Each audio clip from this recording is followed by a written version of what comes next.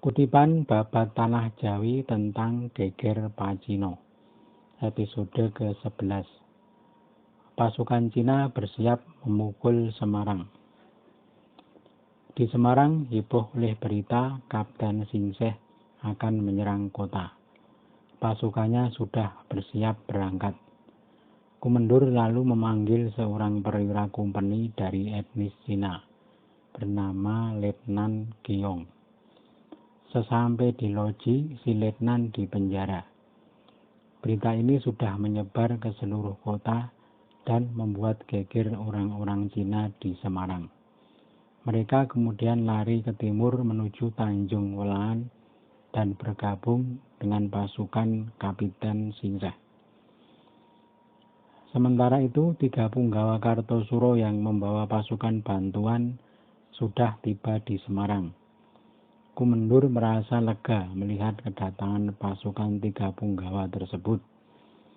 Setelah bersalaman, ketiganya dibawa ke dalam loji. Surat dari sang raja diserahkan kepada Kumendur. Ada 2 surat yang diserahkan. 1 surat dari sang raja dan 1 surat dari Ki Patih. Setelah surat dibaca Kumendur, meriam dibunyikan sebagai penghormatan. Kumendur merasa bersukacita setelah mengetahui isi surat sang raja. 3 bupati sangat dihormati di Semarang. Banyak jamuan dan hadiah-hadiah yang dikeluarkan. Hanya semalam mereka di Semarang. Pagi hari sudah berangkat menuju Tanjung Welaan. Perjalanan 3 bupati sudah sampai di Demak. Ketiganya sepakat untuk terlebih dulu mengirim utusan untuk memberitahu Raden Martopuro. Martopuro sudah menerima kabar dan segera menyusul ke Demak.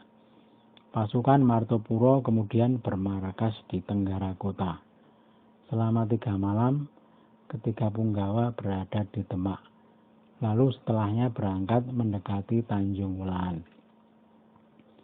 Raden Martopuro kemudian mengirim surat kepada Kapitan Singseh, mengingatkan perihal kesepakatan yang telah dijalin dahulu. 3 punggawa juga sudah diberitahu secara diam-diam. Kapitan Singseh mengumpulkan pasukan. Semua sudah ditanya kesiapannya. Kapitan Singseh berkata, "Ayo, Ping Bulung, hadang pasukan 3 Bupati Demak yang membawa pasukan." Cik Ping Bulung membawa 500 prajurit berangkat ke arah barat menghadang pasukan Demak. Sudah bertempur kedua pasukan di barat Tanjung Welaan. Cik Ping Bulung memerintahkan senapan tak diisi peluru. Mereka seolah bertempur sengit. Pasukan Cina berhasil mendesak pasukan 3 Tumenggung. Ketiga Tumenggung lari menuju Demak. Pasukan Cina terus mengejar. Pasukan Cina pimpinan Cik Ping Bulung kemudian bermarkas di timur kota Demak. 3 punggawa kemudian melapor kepada Kumendur bahwa mereka kalah perang melawan pasukan Cina. Kota Demak sudah dikepung oleh Ping Bulung, panglima perang orang Cina. 700 prajuritnya masih berada di Demak. Demikian laporan 3 bupati melalui surat. Tuan Kumendur semakin kebingungan karena pada saat yang sama terdengar kabar bahwa orang Cina dari Kedu, Tegal, dan Pekalongan juga menggelar barisan. Dari Tanah Sewu juga sudah dibentuk pasukan dipimpin seorang Cina muda bernama Cik Li Yangpo. Pasukannya sangat berani dan galak seperti macan. Kumendur sangat kalut. Semua menjadi serba sulit. Kumendur kemudian mengirim surat ke Kartosuro, meminta bantuan dari seluruh bupati. Surat sudah sampai di Kartosuro. Sang raja dan Ki Patih sangat bersukacita mendengar kabar bahwa Kumendur kebingungan. Sang raja berkata, Bagaimana surat dari Kumendur ini, Paman? Ki Patih menyembah. Sebaiknya dipenuhi saja, Paduka, tapi jangan terlalu terlihat dalam perang. Seberapa kita harus terlibat, para adipati sudah tahu.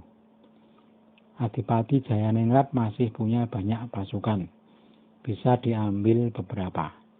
Juga bisa mengambil dari Surabaya, dari pasukan Abdi Paduka si Surengrono. Sang Raja berkata, benar, Paman, segera berangkatkan Wadono dari Adipati Jayaningrat. Besok pagi bawalah si Jayaningrat masuk. Jangan membawa teman, si Adipati saja.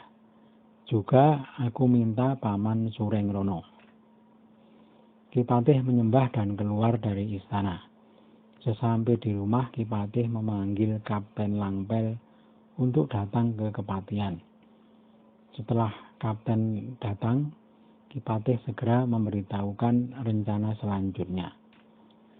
Kata Ki Patih, Kapten, kelak para bupati pesisir sejumlah 13 dan 1 bupati pilihan akan dikerahkan untuk memukul pasukan Cina yang berbaris di Tanjung Welaan.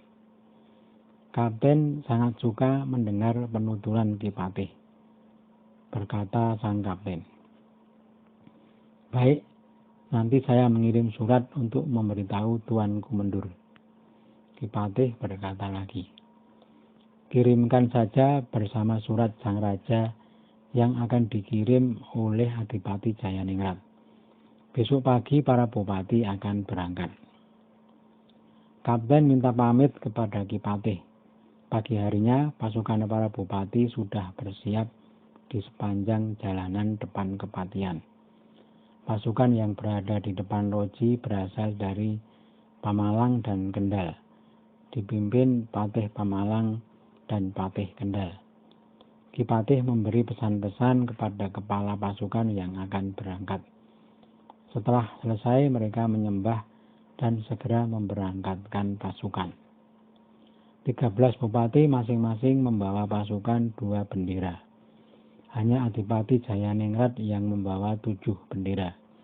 Para bupati berhenti sebentar di loji untuk berpamitan kepada Kapten Langpel. Sang kapten menyambut dengan hangat dan mengeluarkan jamuan. Setelah beramah-tamah sebentar, mereka segera berangkat dari loji, menyusul pasukannya yang sudah berangkat duluan. 3 hari kemudian, pasukan dari Kartosuro sudah sampai di Semarang. Mereka kemudian ditempatkan di markas Lamper. Adipati Jayaningrat sudah mengirim utusan kepada Kumendur untuk menyampaikan surat dari sang raja.